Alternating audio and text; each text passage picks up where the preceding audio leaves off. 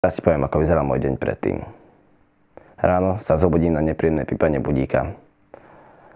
Pozriem sa na hodiny a trochu mi odláhne. Lebo zistím, že ešte len 5:30 a mám ďalšie 3 budíky do vstávania. Tak láhnem a spím ďalej. Takto to pokračuje, až dokým nezazvoní posledný 6:30. To je čas, kedy by som chcel stávať. Ale keďže viem, že stihnem ísť do školy, a keď stanem o 7:00, tak ho odložím a spím ďalej. V skutočnosti nespím. Iba sa stále prevraciam a pozerám na hodiny. Odbije 7:00 a ja viem, že už musím stávať, tak aspoň rýchlo pozriem na Instagram, či mi náhodou niekto nepísal. Nepísal. Ako vždy. Po chvíli si uvedomím, že už 15 minút scrollujem. Tak rýchlo letím z postele a oblečiem sa. Príde raňajok, pozerám nejaké nezmyselné video. Keď dojem, zistím, že už nestíham si umyť zuby, tak utekám na autobus do školy. V škole sa snažím vyrizovať inú spolužiačku. Tá ma odmieta, ale ja to nevidím. Skončí škola, idem domov a zistím, že ešte nikto nie je doma. Tak rýchlo zoberiem mobil a idem na záchod. Tam 15 minút hľadám nejaké zvrátené porno a potom sa aj tak za 5 minút urobím. Potom už nemám energiu na to ísť sa učiť, tak si láhnem do postele s tým, že si na chvíľu pospím. O niekoľko hodín sa zobudím celý dopotený a idem na tréning. Po tréningu sa už len navečeriam a idem spať. V posteli si uvedomím, že som si neumyl zuby. Ale poviem si, že však jedenkrát nevadí, aj keď je to už 5. deň. Snažím sa zaspať, ale mozog mi vyťahuje stále nejaké trápne chvíle z môjho života. Tak radšej zoberiem mobil a začnem scrollovať YouTube Shorts. O nejakej polnoci konečne odložím mobil a idem spať. Ďalší deň ráno zase to isté. I sa v tom aj ty, že? Vieš, ak to viem? Lebo väčšina ľudí sa v tom vidí.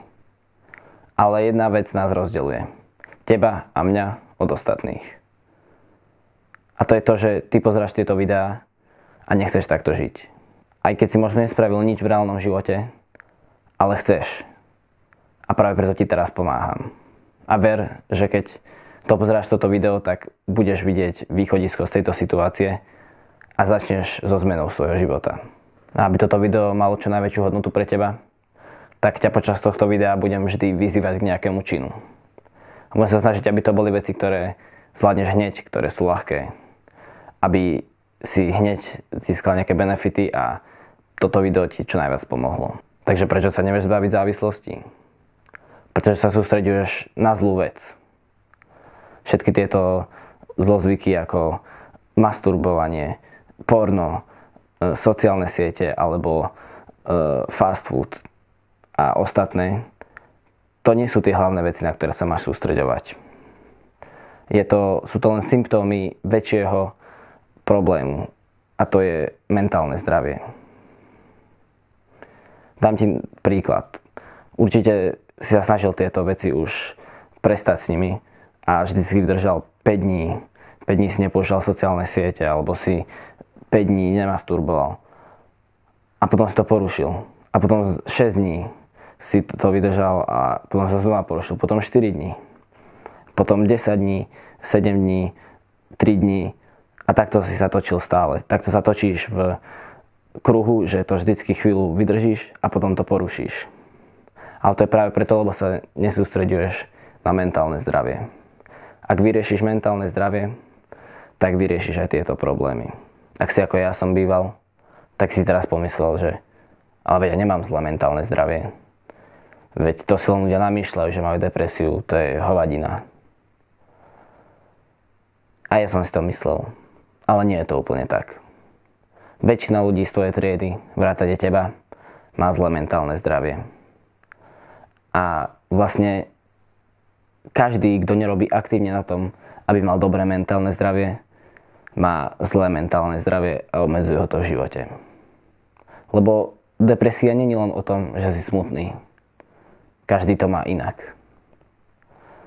To, že si náhodne unavený počas dňa, alebo že si permanentne unavený a chceš byť celý čas v posteli,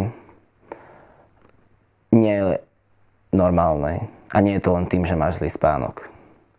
Takisto to, že sa len tak zrazu ocitneš na Instagrame a scrolluješ a nevieš jak, tiež nie je normálne. Alebo to, že si pozrieš hodinky a o 2 sekundy zrazu nevieš, že koľko je vlastne hodín a musíš sa pozrieť znova a možno ešte jedenkrát, lebo si nevieš zapamätať, koľko je hodín. Tiež nie je normálne. Alebo to, že máš násilné myšlienky, tiež nie je normálne. A to je jedno, či chceš ublížiť sebe alebo ostatným. Takisto to, že si neumývaš zuby, tiež nie je normálne. Všetky tieto veci sú znakmi zlého mentálneho zdravia. Aké sú tie 2 zázračné kroky, ktoré mi pomôžu? Prvý je meditácia. Už počujem to mysle, jak ti hovorí, že to aké hovadiny mi tu hovorí a meditovať nebudem. To je pre buzerantov. Teraz drž hubu a nepočúvaj svoju myseľ. Na chvíľu ju odstrihni. Lebo tvoja myseľ ťa doviedla toľkokrát na zlé miesto, že teraz počúvaj mňa, lebo sa mi to podarilo vyliečiť. Pomohlo to mne a mnohým ďalším ľuďom.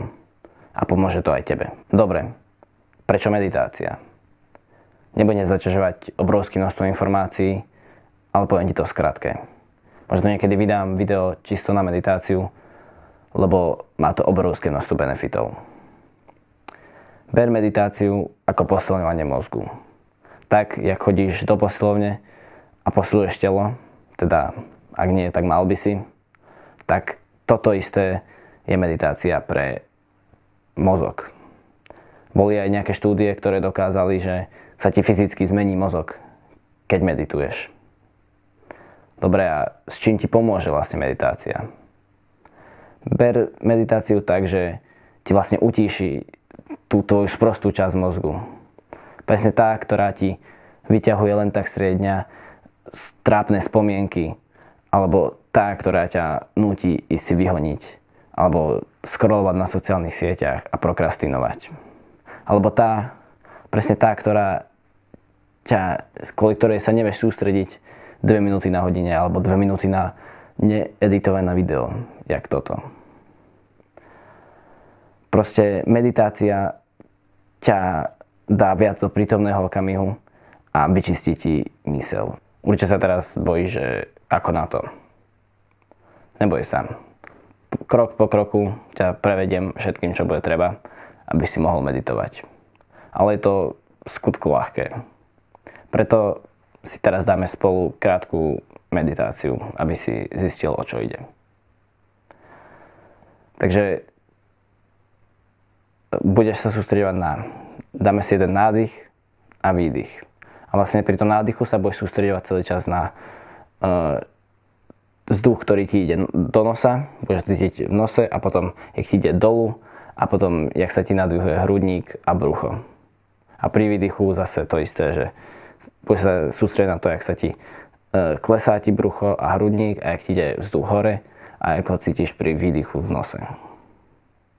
A takže teraz zavri oči. Normálne zavri oči, musíš to vyskúšať, aby si vedel, čo ide a určite to pomôže. Takže zavri oči a teraz daj si so mnou nádych a výdych. Takže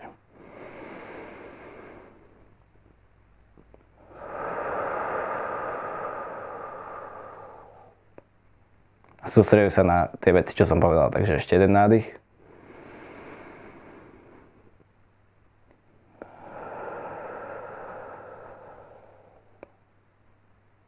Dobre. A to je vlastne všetko k meditácii. Len toto robíš dlhšie. A máš celú meditáciu. Ale vlastne už aj toto bola celá meditácia, takže už si meditoval prvú meditáciu za sebou. Prvých 10 sekúnd. Super, nie? Dobre. Teraz, aby ti to pomohlo aj do dlhodobého života, si nájdi v popisku, som dal odkaz na aplikáciu Medito, ktorú používam aj ja, je zadarmo. Teraz si ju stiahni.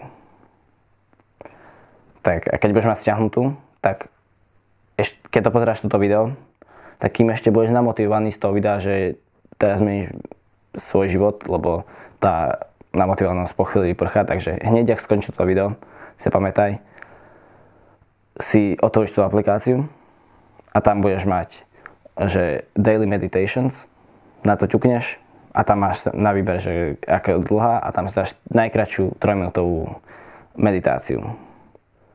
A tam ťa vlastne prevedie celou meditáciou, takže budeš vedieť, čo máš robiť. Je to ľahké a iba toto si zapneš, odmetuješ a máš druhú meditáciu a si našlapnutý k tomu, aby si zlepšil svoje mentálne zdravie a všetko ostatné. Dobre? A aby si to dlhodobo robil, tak ti teraz nastavím plán, že odteraz, od tohto videa až do konca života budeš každý deň aspoň 10 sekúnd meditovať. Proste jeden nádych, výdych. To je všetko, čo ti stačí. Ale musíš každý deň meditovať aspoň tých 10 sekúnd. Urob si nejaký habit tracker, ktorý, keď tých 10 sekúnd odmedituješ, odškrtneš si políčko. Kľudne dám do popisku aj habit tracker, ktorý som vyrobil ja a tam si odškrtneš políčko meditácií.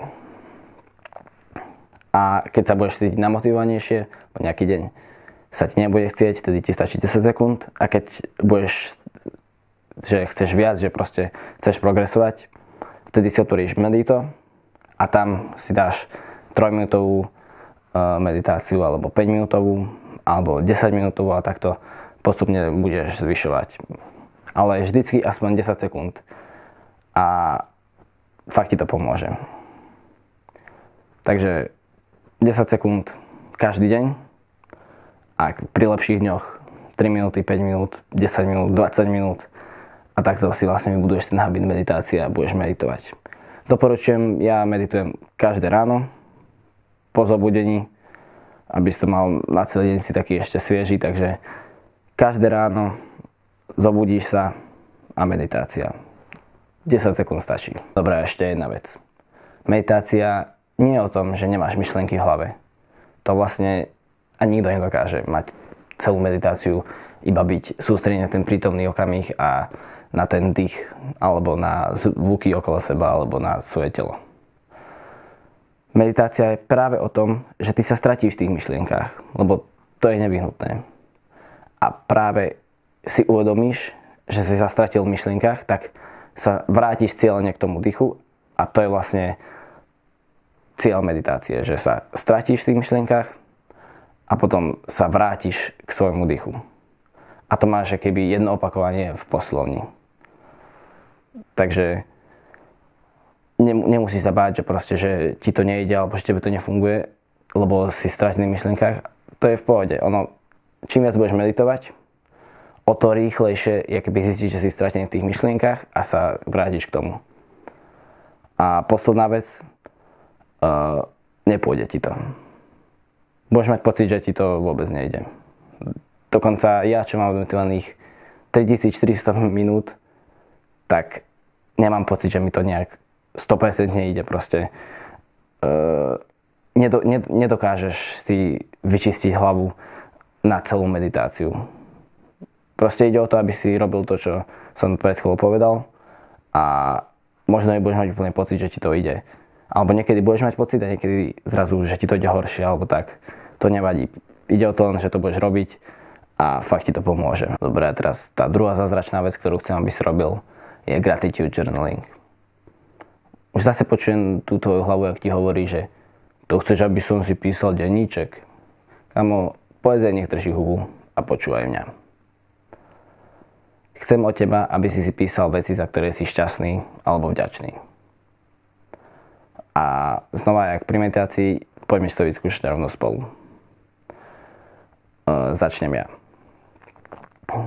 Som šťastný, že mám kameru, na ktorú môžem natáčať toto video. Alebo som vďačný za to, jak ma rodičia vychovali a mám náskok pred ostatnými ľuďmi. Alebo som šťastný, že môžem bývať v dome a nemusím bývať v byte. Takéto veci. Toto je vlastne všetko, čo stačí. Teraz si povedz ty nejaké veci, kľudne pauzni video, porozmýšľaj nad tým, lebo čím viac to trénuješ, o to rýchlejšie ti napadajú takéto veci. A máš vlastne tiež prvý gratitude journaling za sebou. Ale aby to malo ešte lepší efekt, tak kľudne stačí to povedať aj nahlas. Ale musíš povedať nahlas. Alebo lepšie ešte, keď si to budeš písať. A najlepšie, keď si to budeš písať perom na papier. Ale ja si to píšem do mobilu, lebo mobil mám stále so sebou a tým si to môžem písať hocikde, kde som. Takže kľudne si otvor poznámkový blok a tam si založ gratitude journal a tam si to píš. Dobre. A na čo to vlastne ti hovorím, aby si toto robil? Gratitude journaling funguje tak, že ty nútiš svoju myseľ k tomu, aby mala pozitívnejšie myšlienky. Vlastne zrazu budeš mať pozitívnejšie myšlienky celý deň a nebudeš mať taký negatívny. A takisto sa budeš vedieť tešiť z maličkostí. Super, nie? Dobre, ako na to? Takže ideálne každé ráno, alebo keď sa zobudíš, alebo večer pred spaním, si napíšeš 5 vecí, za ktoré si šťastný alebo vďačný. Napríklad veci, čo som hovoril pred chvíľou, alebo ti dám ešte jednu teraz. Som šťastný za to, že máme umývačku a nemusím umývať riad ručne. Napríklad takéto niečo proste. Hocičo som šťastný, že vonku svieti slnko, lebo ma to robí pozitívnym. Alebo som šťastný, že mám zdravé končatiny a môžem robiť čo chcem, lebo nie každý má takýto šťastie. Takéto veci napíšeš, 5 vecí a dobre, ja to mám s meditáciou spolu, to robím, že najprv odmetujem, potom si napíšem gratitude journal a dobre je, keď to budeš robiť aj ty, lebo takto urobíš, keď už robíš jednu vec, tak určite urobíš aj tú druhú vec. Tak. A preto ťa teraz vyzývam, aby si založil gratitude journal. Tak, ako som povedal pred chvíľou, otvor si poznámkový blok a založ si tam nový blok, kde bude gratitude journal napísané a napíš tam rovno teraz prvú vec, za ktorú si šťastný. Aby si to už mal také, aspoň prvú vec. Tak a potom odteraz až zase do konca života si budeš písať aspoň tieto dve slova. Som šťastný. Keď to napíšeš, tak zase si môžeš v svojom habit trackeri odškrtnúť box, že si to splnil. Ale keď zase budeš mať lepší deň, alebo proste sa v tom zlepšíš, tak môžeš napísať celú vetu, že som šťastný za toto. Alebo a nakoniec sa dostaneš k tým 5 veciam aspoň a potom kľudne viac vecí proste. Koľko ti napadá, čím viac, tým lepšie. Ale každý deň aspoň to zvládneš, hoci keď je v najhoršom dni, zvládneš napísať som šťastný do tohto. A toto budeš robiť každý deň a spolu s meditáciou garantujem, že ti to pomôže a dosiahneš o toľko viac ako ostatní ľudia, keď budeš robiť tieto veci. Kámo, super, že si zvládol dopozerať toto video až sem. Lebo nie každý sa vie sústrediť na takto dlho a preto si ťa cením. Teraz všetky veci, čo som povedal v tomto videu, ak si ešte nespravil, tak sprav. A príde sem o 2 týždne, keď budeš robiť tieto veci a napíš komentár, ako ti to pomohlo. Ak ti to nepomohlo, tak napíš, že ti to nepomohlo. Ak ti to pomohlo, napíš, že ti to pomohlo. Ale ja ti hovorím, že ti to určite pomôže. Milión ľuďom to pomohlo, takže aj tebe to pomôže. A fakt len 2 týždne stačí, aby si videl nejaké benefity. A o pár mesiacov sa budeš pozerať späť na toto video a zistíš, že tvoj život je úplne inde. Preto ťa vítam v našom gangu mladých maskulných mužov, ktorí nechcú žiť obyčajný život.